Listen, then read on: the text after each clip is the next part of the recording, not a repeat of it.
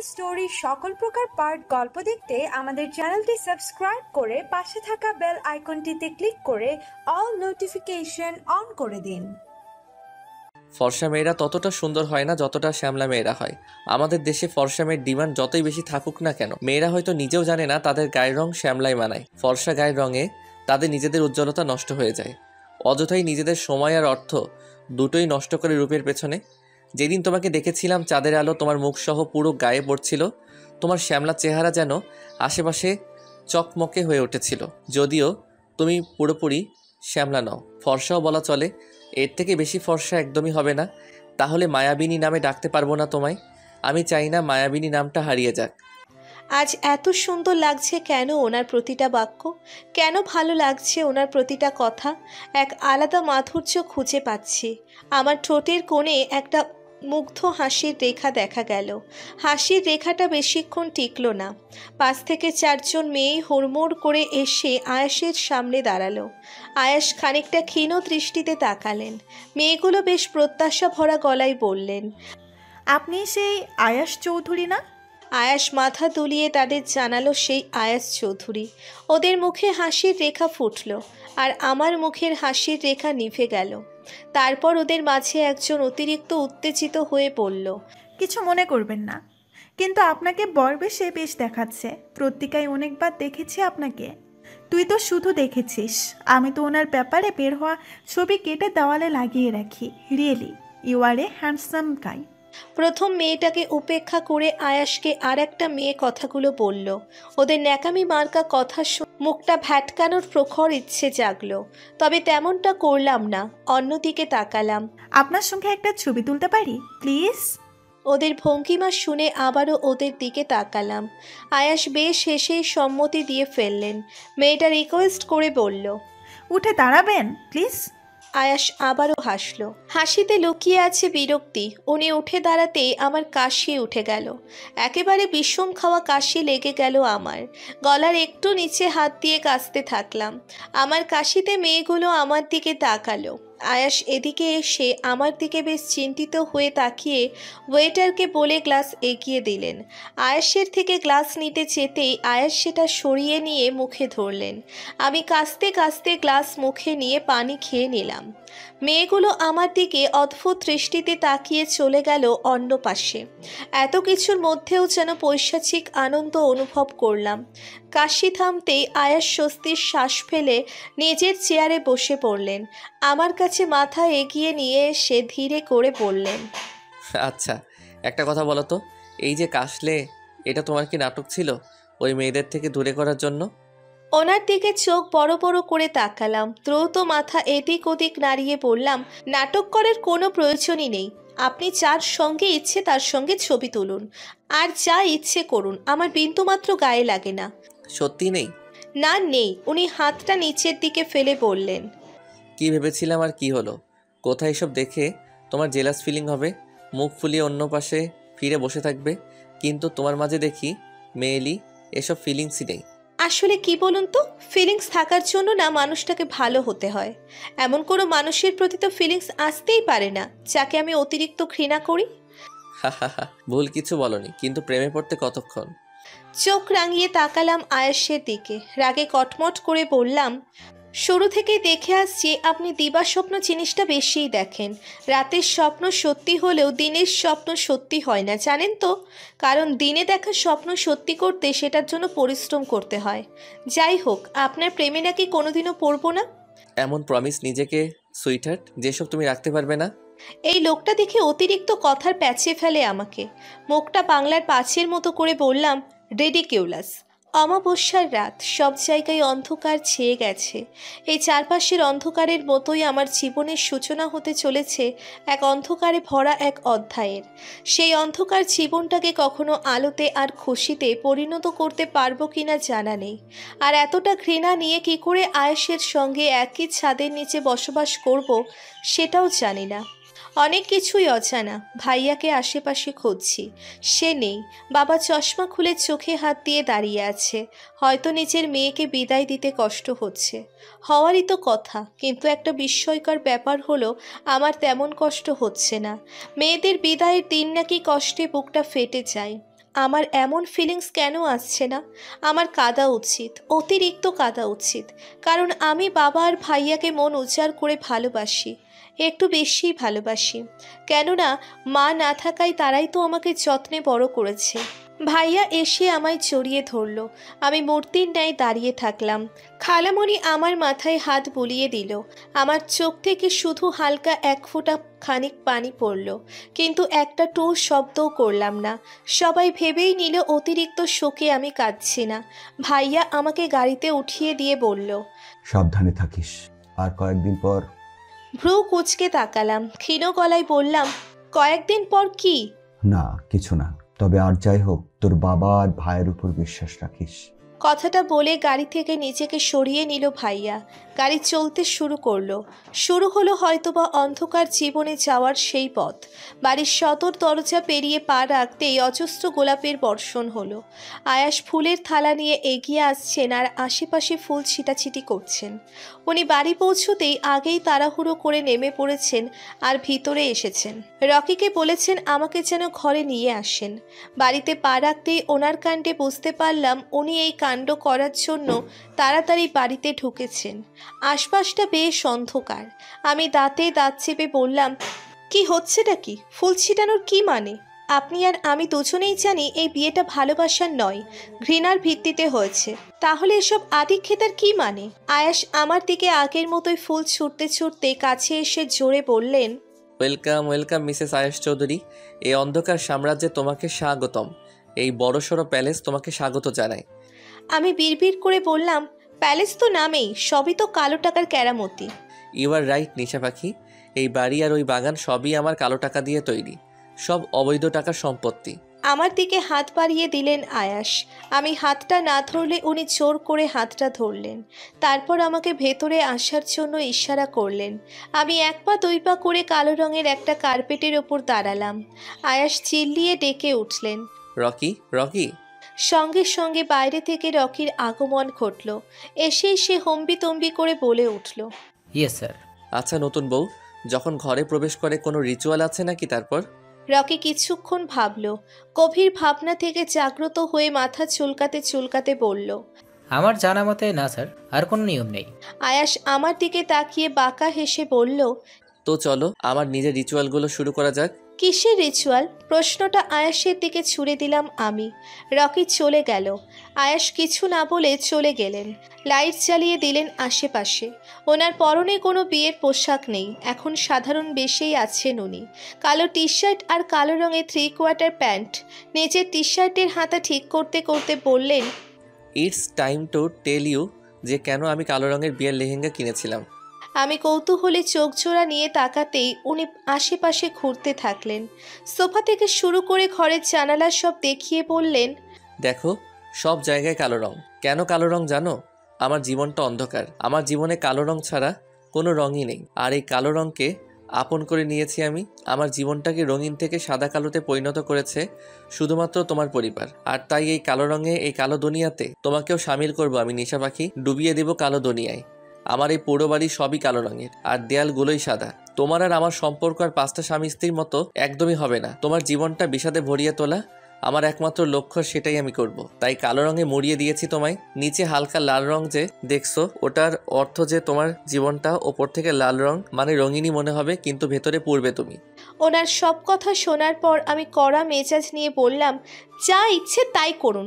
আমার জীবন বিষাদে ভরিয়ে দিতে হলে আপনাকেও বিষাদে ভরে যেতে হবে, আর সেটা আমি নিজে করব। আপনাকেও ছাড়বো না আমি। আপনি আমার যা যা ক্ষতি করেছেন সব কিছুরই মাসুল গুনতে হবে। আর আমার পরিবার একটা কথাও নয়, আমি সহ্য করব না। ওরা কিছু করেনি, এটা আমি বিশ্বাস করি। কিসের ভিত্তিতে বিশ্বাস করো? কোনো প্রমাণ আছে তোমার কাছে যে ওরা কিছু করেনি? সবসময় প্রমাণ আর সন্দেহের ভিত্তিতে সব হয় না। প্রিয় মানুষদের উপর বিশ্বাস রাখতে হয়। এখন আমার খুব টায়ার্ড লাগছে। আপনার রুম কোনটা সেটা যদি দেখিয়ে দিতেন। আয়েশ কিছু না বলে চোখ মুখ লাল করে সিঁড়ি দিয়ে উঠে গেলেন। পেছন পেছন উঠতে লাগলাম আমি। নিজের লাগেজ টেবিলে তুলে সেটা খুলতেই চক্ষু যেন চড়ক গাছে পরিণত হলো। একটা একটা করে সব শাড়ি ও জামা এলোমেলো করে ফেলতে লাগলাম, সব এদিক ওদিক ছুঁড়তে লাগলাম। হুট করে পেছন থেকে আয়েশের বিস্ময়জড়িত গলায় কানে ভেসে এলো, ঘরে ঢুকতে না ঢুকতেই দেখছি ঘরের বেশ উন্নতি হচ্ছে, যেখান সেখান থেকে মেয়েদের কাপড়ের বৃষ্টি পড়ছে। মুহূর্তের মধ্যে নিজের কোমর ধরে সোজা হয়ে দাঁড়ালাম।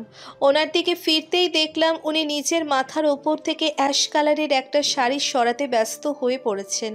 শাড়ির প্রস্থ বড় হওয়ায় সেটা মাথার ওপর থেকে যেন সরতেই চাইছে না, যেন মাথা থেকে দড়ি টানছেন একটু একটু করে।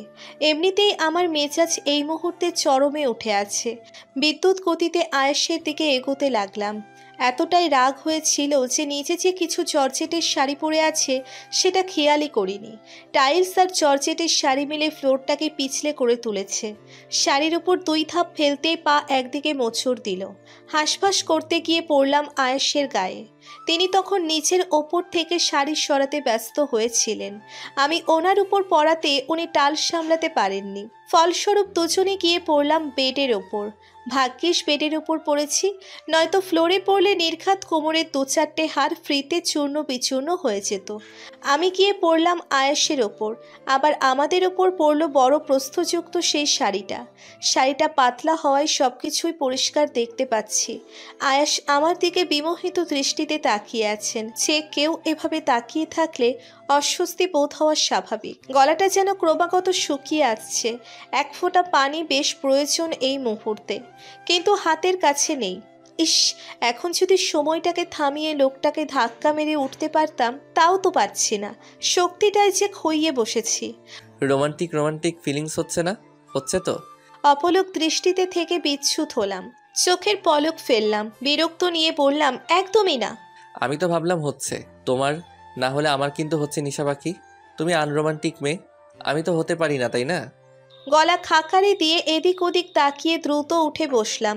ওনার কথাটা এড়িয়ে গিয়ে বেশ কড়া কণ্ঠে বললাম, আমার যেসব শাড়ি আর জামা ছিল সেসব কোথায়? আয়েশ উত্তর না দিয়ে প্রথমে উঠে বসলেন। সব তো ব্যাগেই আছে। আয়েশের কণ্ঠ স্বাভাবিক, অথচ আমার মনে দাউ দাউ করে দাবানল চলছে।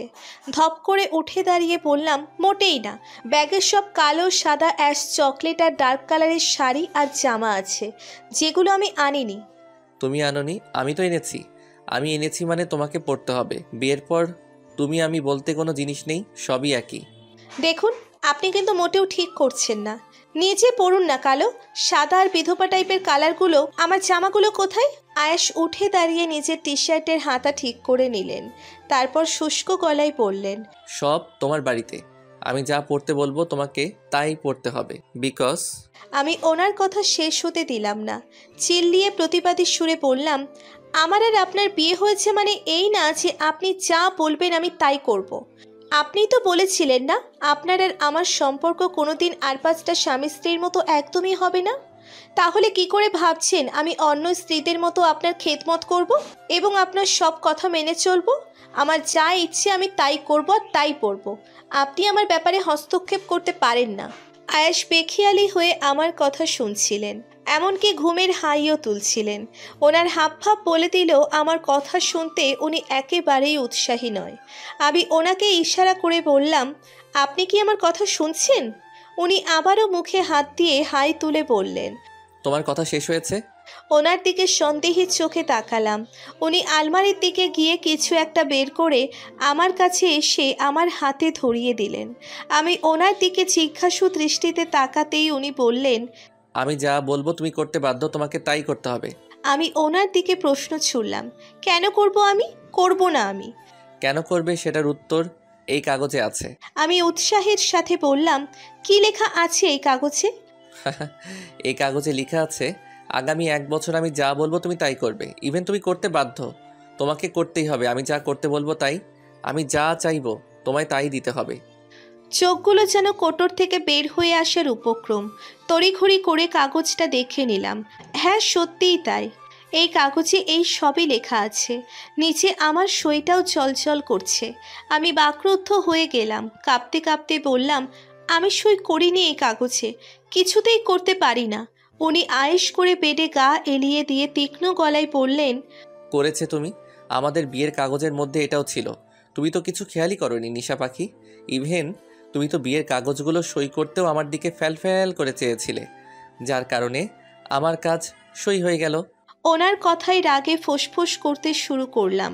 রাগের ঘোরে কাঁপতে কাঁপতে বললাম, আমি বিয়ের কাগজেও সই করিনি, সব আপনি আমাকে থামিয়ে দিয়ে উনি উপর হয়ে শুয়ে পড়লেন।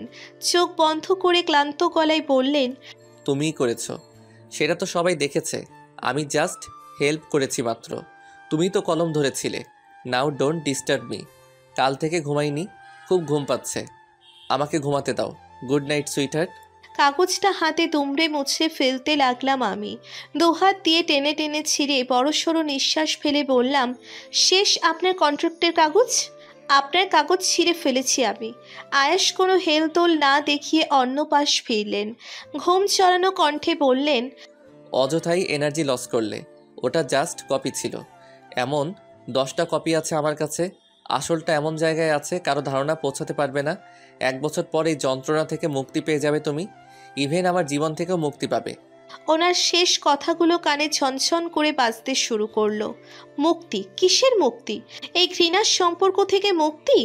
আকাশে তারা সহ চাঁদ ও মেঘের আড়ালে লুকিয়েছে, তাদের খুঁজেও পাওয়া যাচ্ছে না। কাচের জানালা দিয়ে তারা এবং চাঁদ খুঁজে পাওয়ার চেষ্টা করছি আমি। এই মুহূর্তে রাত 3টে ছুঁই ছুঁই।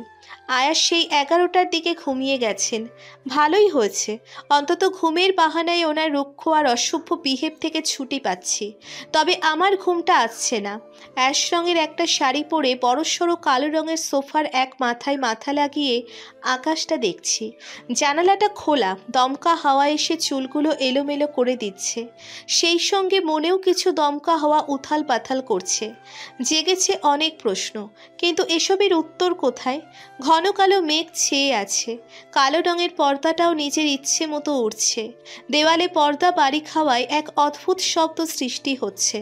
ঘাড় ঘুরিয়ে আঁচল ঠিক করে আয়েশের দিকে তাকালাম। উনি বেশ আরামেই ঘুমোচ্ছেন। ওনার এক হাত ঝোলানো, মুখটা বালিশের এক সাইডে লাগানো। ঘুমন্ত চেহারাগুলো নাকি বেশ সুন্দর আর মোহময় হয়। কথাটা মিথ্যে নয়, তবে ঘৃণার যেই পাঁচিলটা আমাদের মাঝে আছে সেটা টপকানোর সাধ্য মোহ জিনিসটার নেই।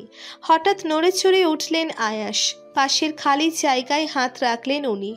ঘুমের মাঝেই হাত ভাঁজ করলেন, সেই সঙ্গে কপালটাও। চোখ খুলে ফেললেন।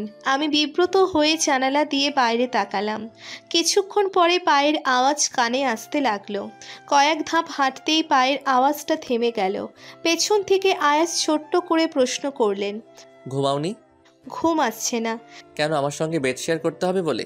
আমি তীক্ষ্ণ নজরে তাকালাম। নজর সরিয়ে থমথমে গলায় বললাম, হয়তো সেটাই হবে। আমিও এমন একটা মানুষ যাকে আপনিও খুব ঘৃণা করেন, তার সঙ্গে ঘুমোতে একটু ইরিটেট ফিল আপনার হবে না? আমি ঘৃণার থেকে বেশি ভালোবাসি তাকে। কথাগুলো উনি বেশ ধীরে ধীরে বললেন। হয়তো আমি যেন শুনতে না পাই সে কারণেই ধীরে বলেছেন। আমি তো শুনে ফেলেছি। এর প্রতিক্রিয়া কি করা উচিত? না, ওনাকে বুঝতে দিলাম না আমি ওনার কথা শুনেছি। অবুঝ গলায় বললাম, কিছু বললেন?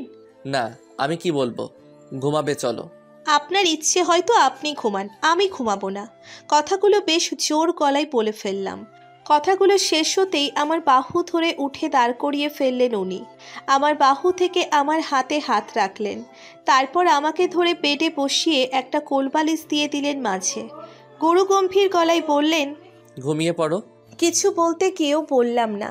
শুয়ে পড়লাম আমি। পাশে আয়াসও শুয়ে পড়লেন। আমার দিকে এক নাগারে তাকিয়ে থাকতেই শুকনো ঢোক গিলে আমি অন্য পাশ ফিরলাম। উনি ঠাট্টা করে বললেন, আমার দৃষ্টিকে ভয় পাও তাই না? আমি ওপাশ না ঘুরেই বললাম, আমি তো আপনাকেও ভয় পাই না। আপনার দৃষ্টিকে ভয় পাওয়ার তো কথাই আসে না। যদি প্রেমে পড়ে যাও তাহলে 1 বছর পরেও এই বাড়ি এই অসভ্য লোকটাকে ছেড়ে যেতে পারবে না, এই ভয়টা নিশ্চয়ই পাও। আমি কঠোরভাবে বললাম, না, ঘৃণার পাত্রের ওপর প্রেমে পড়া অসম্ভব। যেদিন দেখবেন পৃথিবী উল্টে গেছে সেই দিনও এটা অসম্ভব বলেই ধরে নেবেন। আজ তো আমাদের বাসরাত, তাই না নিশা পাখি? বাসর রাত শুনে ভয়ে বুকটা ঢিপ ঢিপ করা শুরু করলো। এসি থাকা সত্ত্বেও হঠাৎই দরদর করে ঘামতে লাগলাম। এই লোকটা আবার কি করে বসবে? চোখ মুখের রং পাল্টে নীলচে হয়ে গেছে হয়তোবা। আয়াসের দিকে ফিরলাম ধীরে ধীরে। ওনার দিকে তাকাতেই কিছুক্ষণ আওয়াজ এলো না, আর শান্তি পেলাম। লোকটাকে কথায় হারানো বড় দায়, অন্তত জিততে তো পারলাম। কিন্তু কিছুক্ষণ পর উনি বেশ উগ্র গলায় বললেন, শাড়িটা ঠিক করে ঘুমিও, নয়তো এমনিতে কারণ নেশাই পাগল স্বামী তো, নিজেকে সামলানোর কোনো প্রকার ক্ষমতা নিয়ে জন্মাইনি আমি। দম আটকে গেল, দম ফেলতে পারছি না, ওপাশ ফিরে তাকাতেও পারছি না। কথাগুলো গলার মাঝে একটু একটু করে দলা পাকিয়ে গেছে। থাক, কিছু না বললেও মহাভারত অশুদ্ধ হবে না। গুঁড়ি গুঁড়ি বৃষ্টি পড়ছে সকাল থেকে। বেশ ঠান্ডা আবহাওয়া আজ। বর্ষার সময় রোজই কম বেশি বৃষ্টি হওয়ার সম্ভাবনা রয়েছে। আশেপাশে কোনো ব্যালকনি না থাকায় সোফার কাছে বসে আয়েশ করে কফি খেতে খেতে বৃষ্টি পড়া দেখছিলাম। ওয়াশরুমের দরজা খোলার শব্দ হলো। পাকা চোখে কফিতে চুমুক দিয়ে তাকালাম। আয়াসের উদাম শরীর দেখে গা ঝাঁকুনি দিয়ে কফির কাপে মুখ দিলাম। ওনার পরনে শুধুমাত্র একটা ট্রাউজার। ওনার প্রসারিত ফর্সা শরীরটা বিদ্যমান। নিজের গায়ে একটা চকোলেট রঙের গেঞ্জি দিয়ে একটা ম্যাগাজিন দিয়ে বসে গেলেন রকিং চেয়ারে। আমি তখনও নিজের কফি খাওয়াতে মনোযোগী হয়ে রয়েছি। আয়াস ব্যস্ত কণ্ঠে বলে উঠলেন,